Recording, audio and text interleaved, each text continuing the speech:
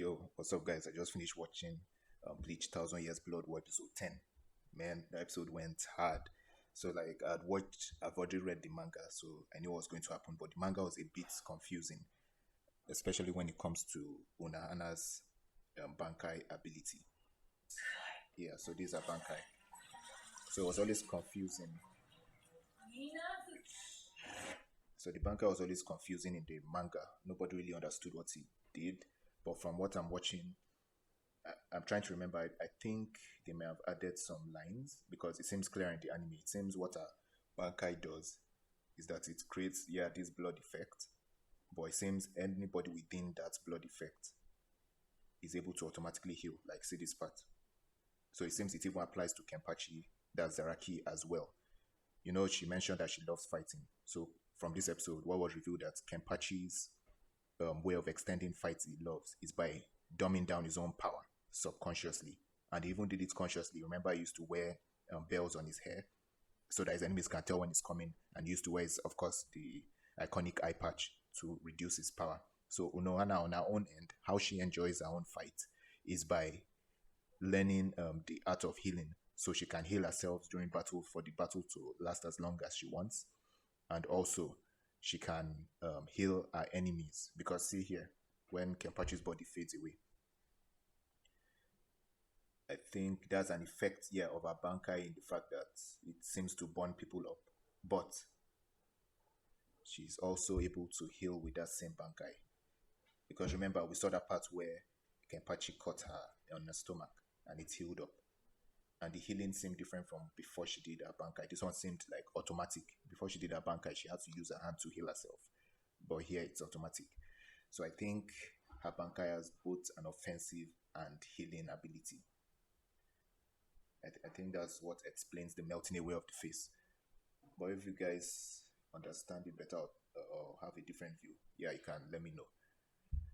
But man, the animation was mad.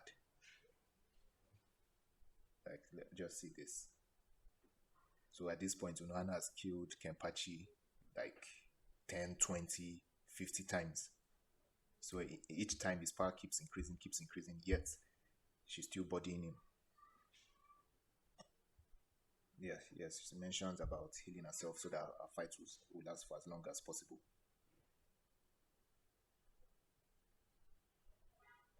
No, but man, the animation was wild.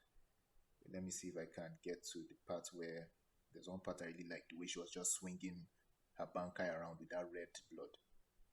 Yeah, so this part was wild. Like, I loved the way she was just swinging her sword. Like, man, no, like, oh crap. The animation was awesome. Looks so clean, and you can still see that elegant way Unohana fights. So yeah, she's a Kenpachi, she's wild, but there's still an elegance to the way she fights. So yeah, 10 out of 10 episode. And the crazy thing is that all this, their whole fight, that's just the first half of the episode. So the second half is where Ichigo and Renji are training. Oh, this is the previous Kenpachi. This is 10th Kenpachi. That's the one Zaraki killed to become the captain of Squad 11. Kenpachi's blade calls out to him after he defeats Unohana. A lot of you guys will be surprised. His Bankai is a female Bankai. You would expect Zaraki's Bankai to be like manly and tough. There's the Oetsu part of the episode. Yeah, Oetsu is cool. It's a bit over the top, but I wasn't really feeling it when I first read it in the manga. But yeah, knowing how important Oetsu is in terms of it's the one that created the Zanpakuto, there's a balance with his goofiness and the fact that he's a legendary character. So he has that Jiraiya vibe.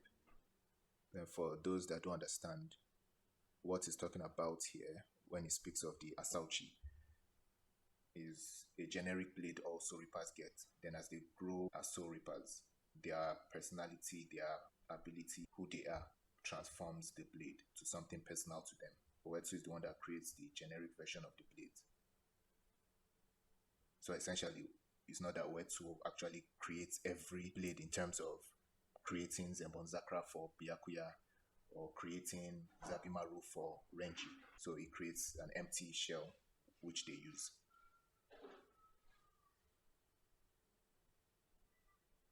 Then here we see that Ichigo failed the test, so he still has a lot of growing to do. And of course, some episodes ago, we found out he was a Quincy.